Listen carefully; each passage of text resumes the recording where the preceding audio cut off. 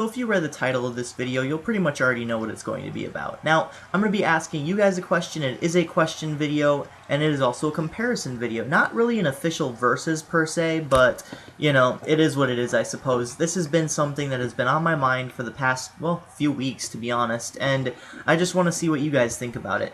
What is your preferred method of saving? Now, we have memory cards, we have internal memory, we have on the cartridge, and then we have just your traditional save states for emulation. So, you know, getting into the actual topic at hand, saving your game has been pretty much an idea pretty much practically since the dawn of video games, where they were saved on the cartridge. Now, you had to keep hitting the reset button on your NES in order for it to not corrupt the data, in order for it to actually save. Now, the first game that actually had the saving capability was The Legend of Zelda. So it was a pretty phenomenal thing back in the day, and it even said in bright red letters, you must hold reset. You know, I actually have the original cartridge back there. I got it on eBay for like $5. It was pretty big steal. It was a steal. So, you know, after this point, though, they got into the disc saving, where you could save onto the memory cards, and the PS1, PS2,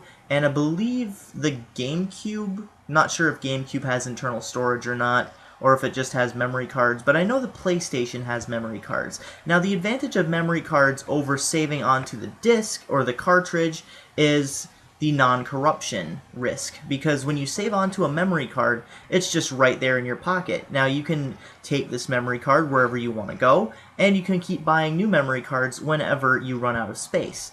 Now, this is a difference because even on when you save on the cartridge, you're not really looking for a spatial issue, because you can only really save a certain amount on there, but you're not really concerned about that. Another thing with the cart saving is, when it saves on the cartridge, is it kind of corrupts and corrodes the battery a little bit, even especially in Game Boy games. Now, Pokemon is one game where people were putting up, you know, memes and stuff about, you know, rest in peace all the Pokemon that were lost in the 2012 incident, where the batteries were expected to die out and you had to replace them or risk corrupting / losing your save file.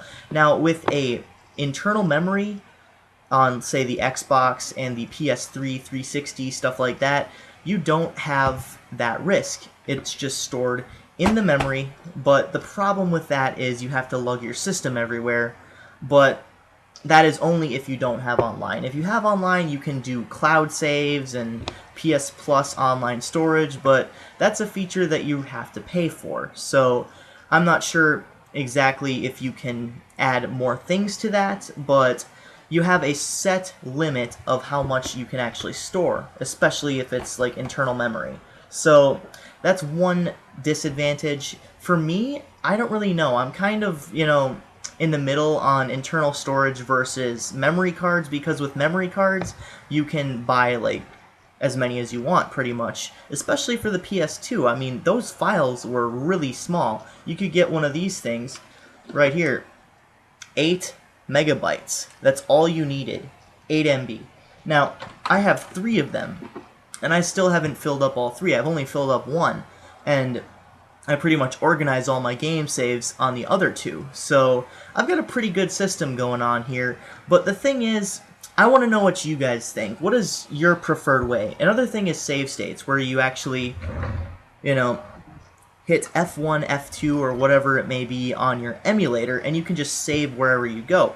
Now, the disadvantage to that is it probably breaks the game, especially if you're playing emulation and you want to actually play the game how it was meant to be played. Saving every 5 seconds is going to wreck the experience for you, so I'm not necessarily a fan of that.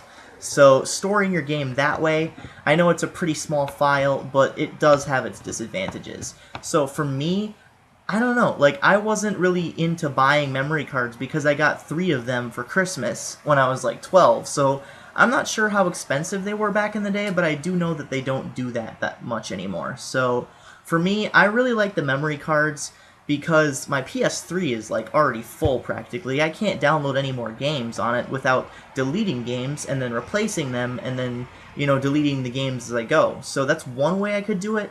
But then if I want to go back and play a game, I can't. So When it comes to installing games too, that's another one where you have to actually go on and install and wait 15 minutes. That's just an annoyance, but I suppose it makes the load times faster and whatnot.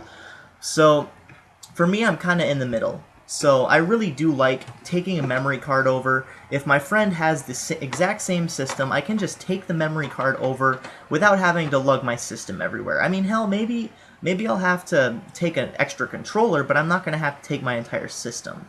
Not that that would be a problem with how small the PS2 is, but I digress. So, what is your guys' preferred method of storage and saving your game?